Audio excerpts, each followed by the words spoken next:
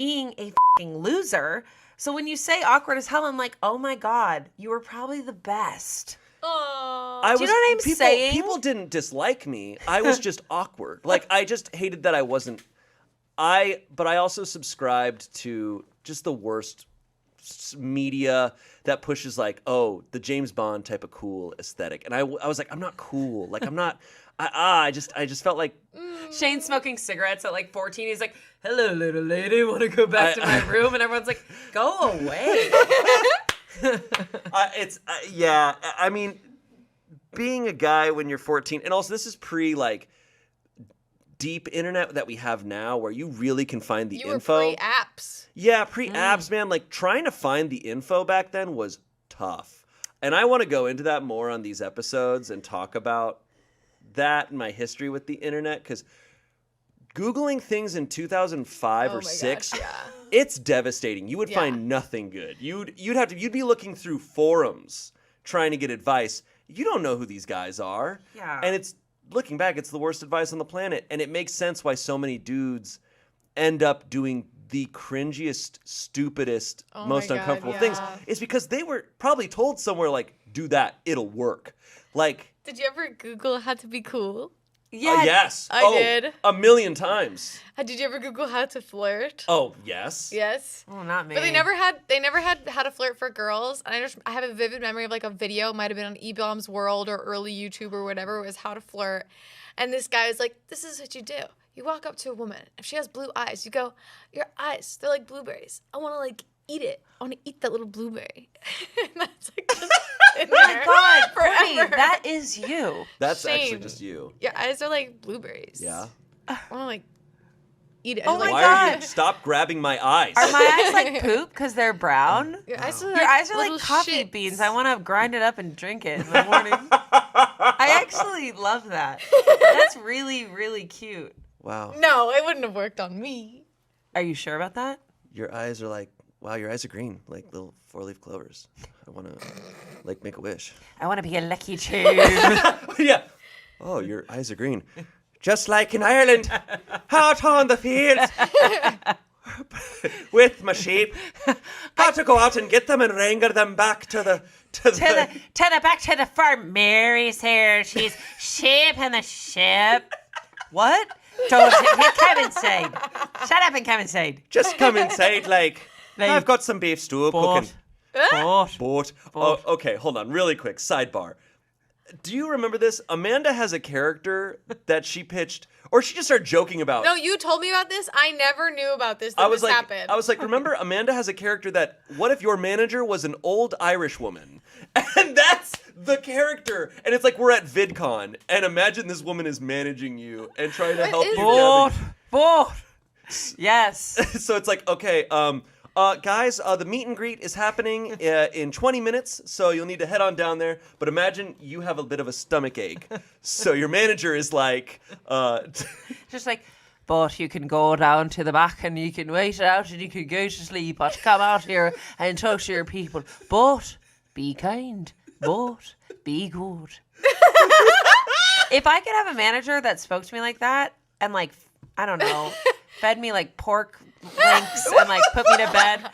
My sister's husband's from Ireland. She's like, Amanda, I love Ireland because every time we go there, she just puts me to bed and feeds me pork.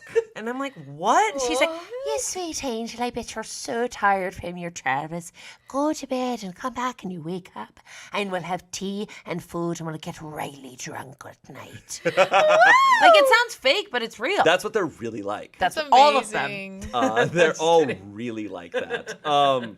Holy shit. Okay. Where were we? Anyways, yeah, wedding. ignoring your prom date Yeah. Yeah. and weddings going wrong, right? Or The photographers. being able Back to tell, to some horrible weddings. Someone said, when I worked as a wedding planner for a hotel chain, the groom had found out his bride was having an affair with her brother's best mate. The bride's mother knew about it, but insisted on the wedding and paid a fortune. The groom wasn't drinking much, and at the speeches, stood up and revealed he knew and said he was getting an annulment. He then took his best man on his honeymoon. The honeymoon the bride's parents had paid for. Good Pretty for epic. him. Pretty epic. Bro trip. Bro trip. They promised that if that ever happened, that they would do that. Him and the best friend. Yeah. They said if we ever get married and it gets an annulment, we're going to go on the honeymoon together, promise. When they were 12 years old. Exactly. Okay. Yeah. Dude, you're so gonna get cheated on. Oh, dude, we gotta make sure it happens. And then when he found out, he probably told his best friend, he's like, dude. She's cheating on me. And it's like, Yeah. yes! Yeah. Bro trip! And that is another reason why it's so unsafe for the mothers to fucking get so involved where they take control of your wedding. She could have saved a fortune if she just listened. That's another thing about wedding. You gotta do what you want to do. Yep. Someone else said, at the rehearsal dinner, every toast to the bride was some euphemistic variation of, I'm so glad you finally found someone to put up with your bullshit. They barely made it to the 6-month mark. Oh, what? That's insane. I can't understand people who make like really like Cutting. Pointed. mean wedding speeches. I hear about it happening all the time, and like, or people who get way too drunk for their wedding speeches. I'm like, dude, come on. It's such a like specific thing. We did a sketch forever ago where we did impressions. You did the guy version, I did the woman version, where it's just like, I'm so happy for you, and like like my guys, my person's out there, and I know that. I'm happy for you. I'm so, you guys deserve each other so much. Oh, like just the, like the heartbreak one. Yeah. just scarcity. Like, I just feel like they're just so, like, yeah, the speeches that are all about them, they're just like, I'm so happy for you guys. Like, you guys did it. You guys did it.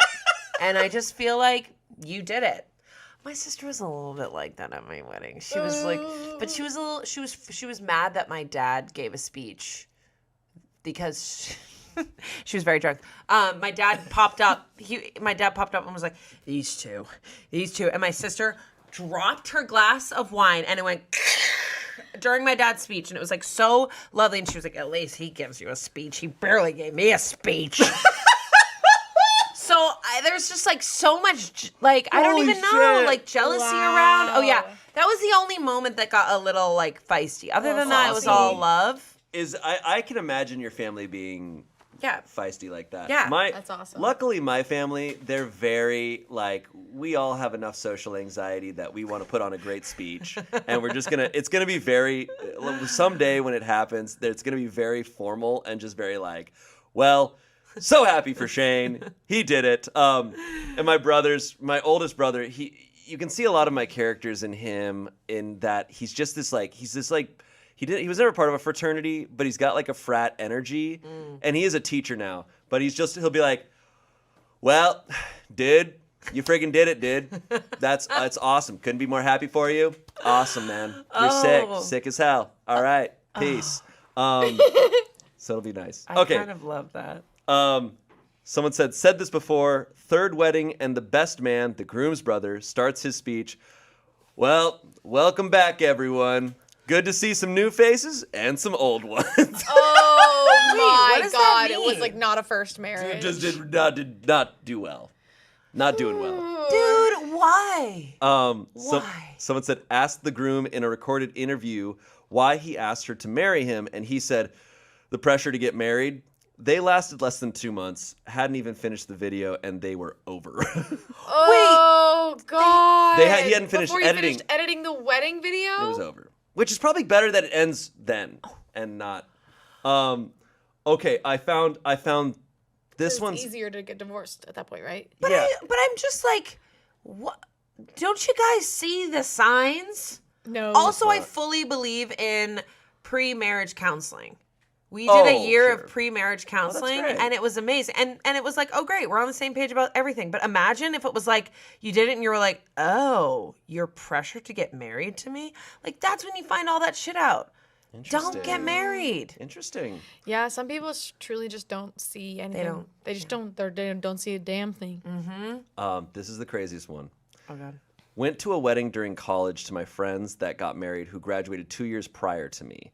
They had a beautiful wedding on a boat off the Keys, and as the best man gave his speech, he was really drunk by this point, just shouted, "You don't deserve her. You literally got a blowjob from a stripper. No, make that 2 strippers at your bachelor party. Peace out."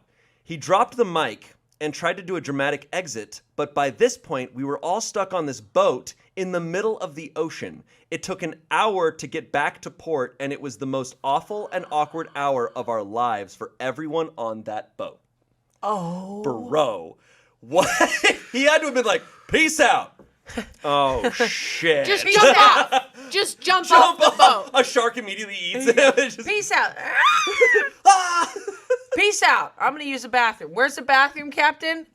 It's down on the bottom of the God. boat. I He don't just know. walks over to the side of the boat, pulls down his pants, and shits off the side.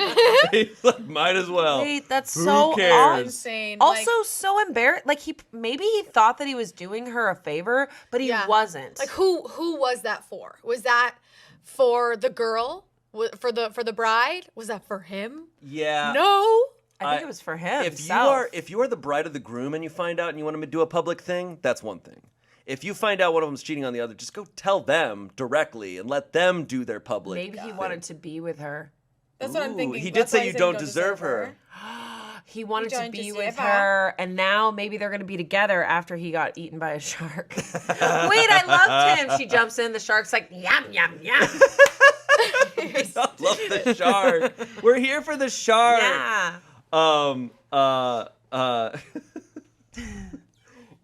Okay. I have a bunch of other Ask Reddit things here. I love it. And More. they are insane. Okay. Okay, this one's nuts. This is getting weird now. Love it. It wasn't weird before. What is the biggest secret you've ever kept from your family?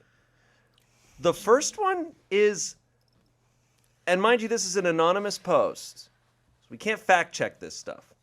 Okay. So, my brother and I saw Aliens as a kid, and we were super intrigued by the flamethrowers.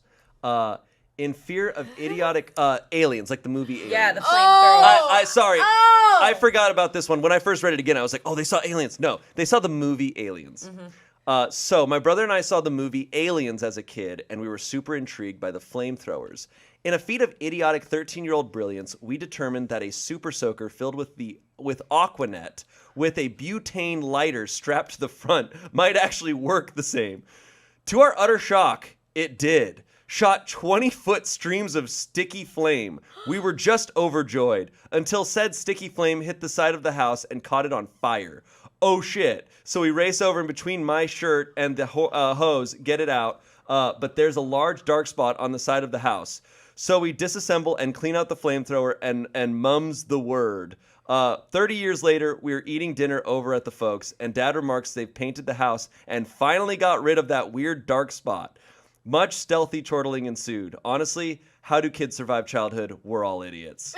They didn't tell them? They never. Like 30 years later? I'm gonna work on a character like that, and I'm gonna bring it to like try not to laugh or something. But I'm gonna do it here first. Please. This is gonna be the zone. Before we go, I just want to establish really quick that this is gonna be the place that if you watch this, you're gonna see stuff here, and then we're gonna bring it to the Smosh Pit and Smosh Games channel. And then, so if you see it there, you can be like, I saw this first. I saw it here where they made it. You can see exactly how we like create it and brainstorm it. And it's like, you can't really sit down and write a character on a computer. You have to like be in movement, change, chat, like talk about your stories. Bowel movement. Shitting Yeah, on the it's toilet.